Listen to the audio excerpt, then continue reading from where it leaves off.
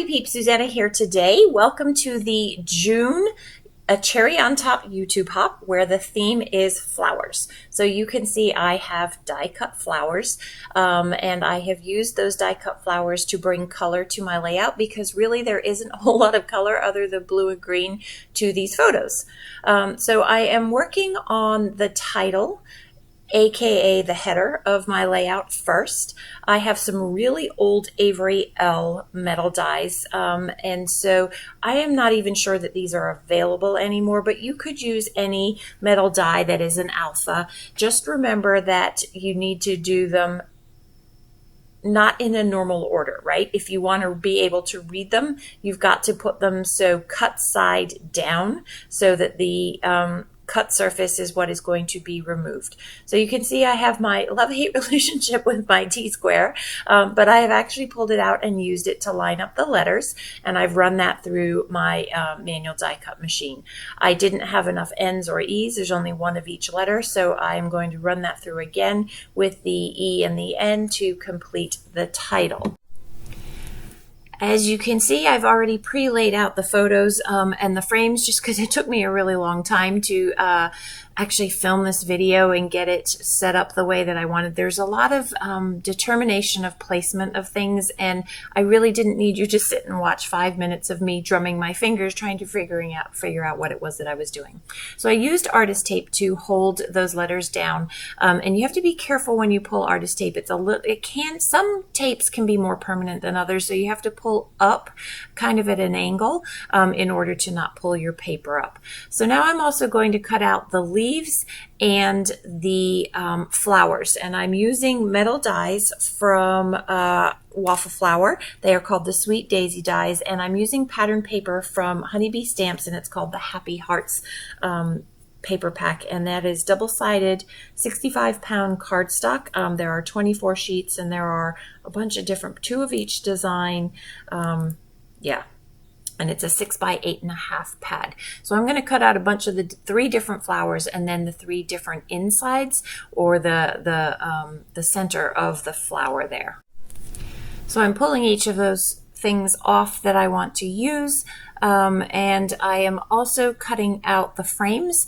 What I realize as I'm assembling this is that I also forgot to cut the large frame. So there are 3 frames in this die set, and this is called the Pinking Square Frames die. There are 3 dies, and each of the frames has like the pinking share on the outside, and then it has a cute little sort of 3-petal cluster, I'll just call it, in the center of each edge.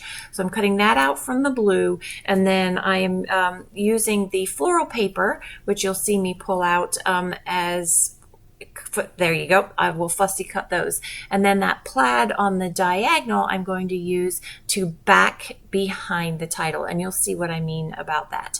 So I know I want to fussy cut some of those flowers. I know I want a few blue flowers that are fussy cut to just supplement the colors that I'm going to add to this layout. So looking at those pictures, you will see there, again, not a whole lot of color. So it was a very overcast day. We were in Copenhagen, Denmark, and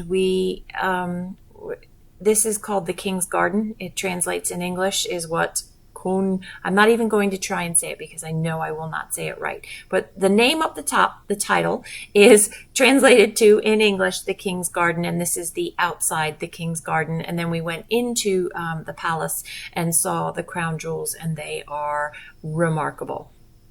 So not a lot of color because it was overcast. I think it may even have rained.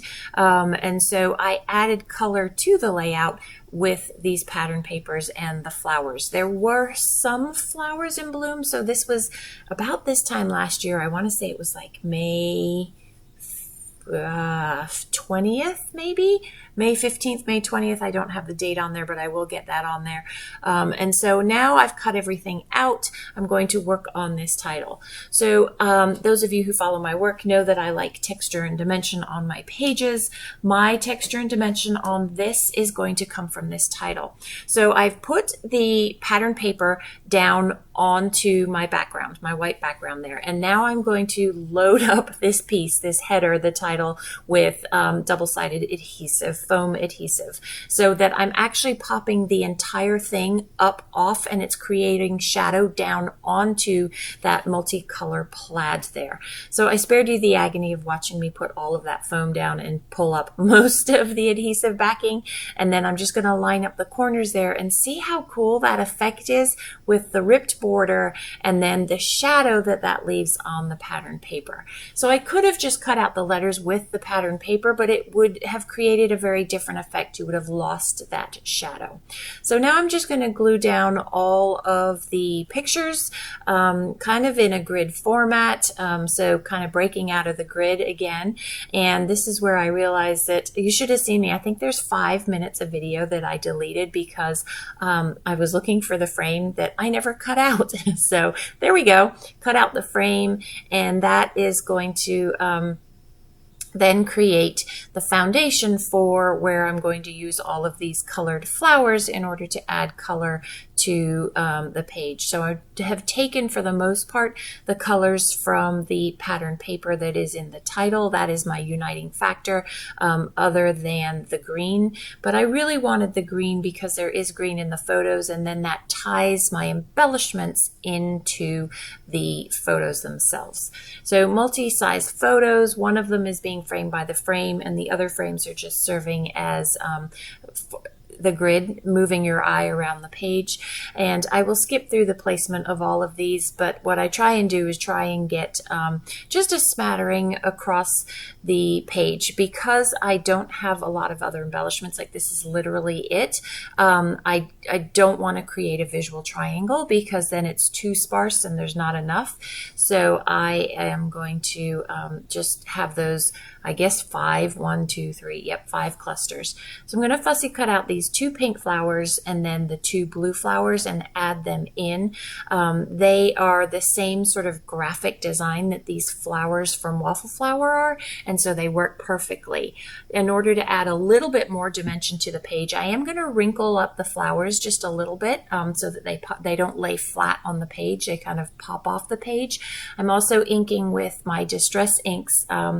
So for the orange, I'm using dried marigold. For the pink, I'm using worn lipstick. And for the red, I'm using festive berry. So just inking up the edges to give a little bit more texture and dimension to the flowers. So it adds dimension in that you have depth of color, and that provides a dimension in addition to the wrinkling of some of the edges. I am not going to do that for all of the edges.